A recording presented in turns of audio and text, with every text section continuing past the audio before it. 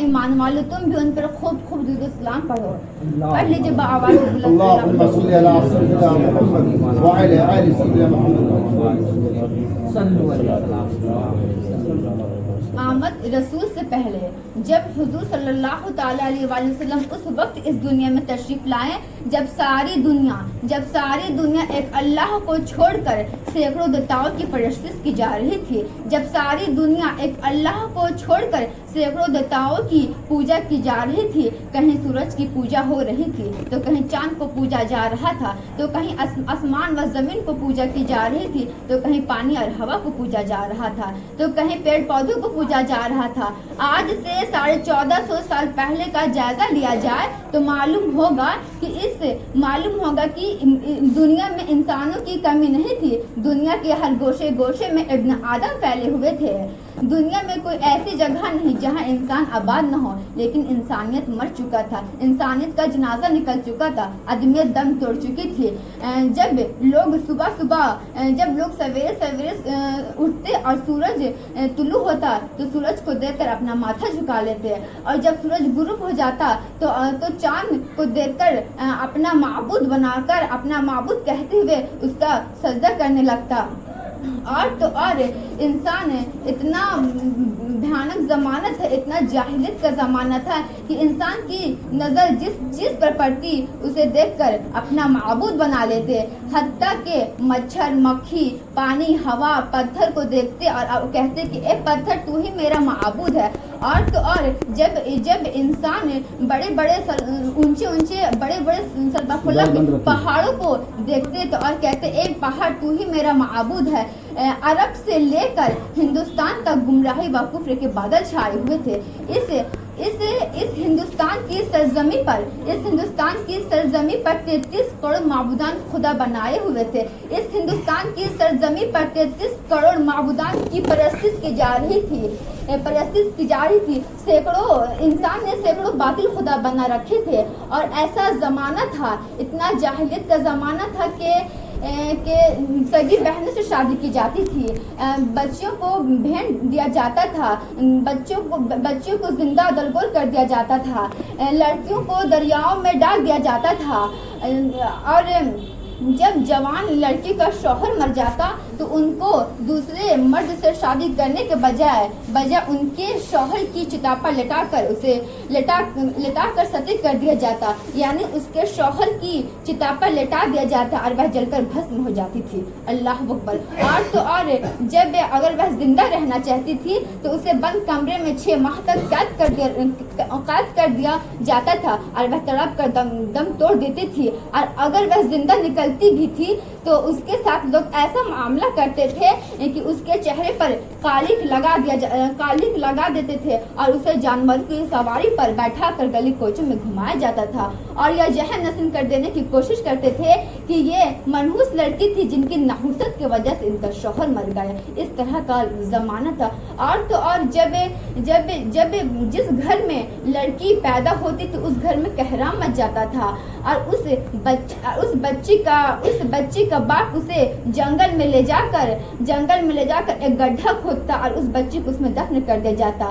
اور جب بچی کی رونے کی آواز آتی تو اس بچی کے باپ اس کے گردن پر پیر رکھ کر اس کا گلا دبا دیا جاتا تھا. اور اس بچی کا تڑپ سے اس کا زبان باہر نکلتے اور وہ اپنا دم توڑ دیتی تھی. اللہ اکبر. اتنا بھیانک زمانہ تھا. اور جب کسی بچہ یتیم ہو جاتا تھا تو ان کی وارثہ کے جائیداد پراپرٹی وغیرہ سب قبضہ کر لیا جاتا تھا. اور انسان اتنا جاہلیت بھرے ہوئے تھے کہ ہر لقمے پر شراب پی جاتی تھی. شراب نوشی اتنا عام تھا کہ منٹ پر شراب پی جاتی تھی. اور مرد زنا کو اپنے لیے بہادری کا کام سمجھتے تھے. اسے لگتا تھا کہ بہت بہادر کا کام ہے. اور بے سہارا عورتیں سسکے لے رہی تھی اور بچیاں آہ بھر رہی تھی. حتیٰ کہ اتنا زمانہ خراب تھا کہ ہر طرف سے برائی عام تھی. پھر اللہ تعالیٰ نے اپنے بندوں پر کرم کیا اور اپنے بندوں پر اپنا فضل فرمایا اور اپنے بندوں پر اپنا رحمت برسایا. اپنے پیارے آقا محمد مصطفیٰ صلی اللہ علیہ وسلم کو یعنی آخری پیغمبر صلی اللہ تعالیٰ علیہ وسلم کو اس سرزمین پر محسن اعظم اور رحمت عالم بنا کر بھیجا، محسن اعظم اور رحمت عالم بنا کر بھیجا۔ آپ کی آمد سے دنیا بہت خوش ہوئے اور دنیا نے محسوس کیا کڑکا تھا وہ بجلی کا صورت ہادی، کیا کڑکا تھا وہ بجلی کا صورت ہادی، عرب کی سرزمین جس نے ساری ہلا دی۔ معزز سامعات، اب حضور ظہور محمدی یعنی حضور جب اس دنیا میں تشریف لائیں تو کیسے کتنے معززات کے ساتھ اس دنیا میں آئیں، تو بغور سماعت فرمائیں۔ جب حضور صلی اللہ تعالیٰ علیہ وسلم اس دنیا میں آئے تو اندھیرا رخصت ہو رہا تھا، اجالے کی آمد تھی، لوگوں کو معاملہ سمجھ میں نہیں آ رہا تھا یہ کیا ہو رہا۔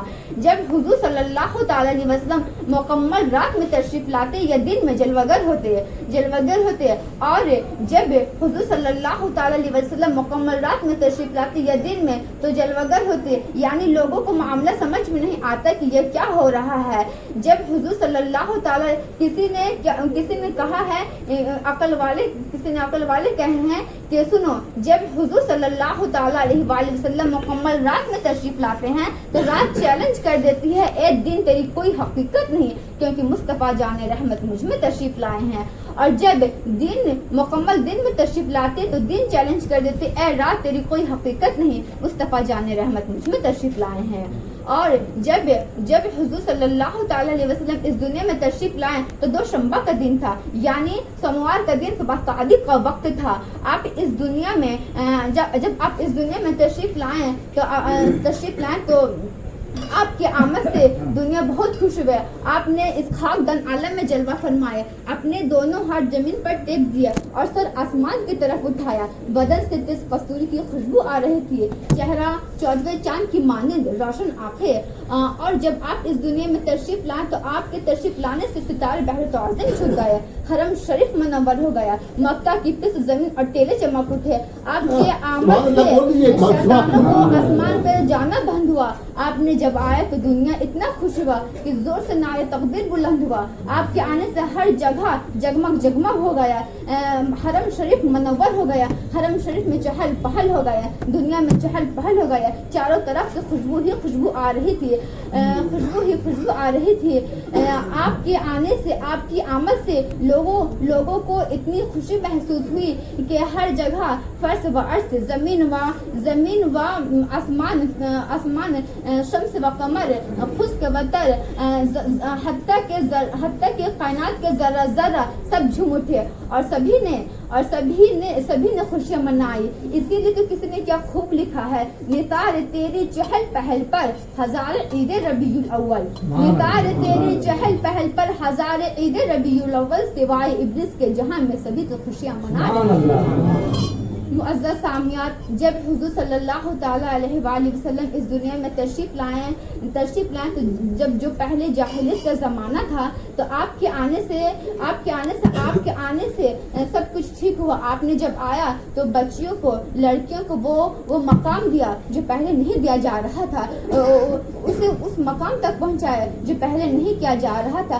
آپ نے آئے تو سب کو سب کچھ بتایا، آپ نے دین کو عام کیا، دین پھیلایا اور آپ کے آنے سے ایک عظیم نور ظاہر پر ہونے لگا۔ اسی لیے تو کسی نے کیا خوب لکھا ہے، سب سے اعلیٰ و اعلیٰ ہمارا نبی، سب سے اعلیٰ و اعلیٰ ہمارا نبی، دونوں سب سے اعلیٰ و اعلیٰ ہمارا نبی، سب سے بالا و اعلیٰ ہمارا نبی، اپنے مولا کا پیارا ہمارا نبی، دونوں عالم کا دلہا ہمارا نبی، خلق سے اولیاء، اولیاء سے رسول اور رسولوں سے اعلیٰ ہمارا نبی، کون دیتا ہے دینے کو منہ چاہیے، دینے والا ہے سچا ہمارا نبی۔ اب میں اپنی تقریر کو اسی وقت ختم کرنا چاہتی ہوں۔ وما علینا الا البلاغ۔ الحمدللہ، یہ تھی عالیہ فردوس، ایک معذور کی بیٹی، بہت بڑا قدم اللہ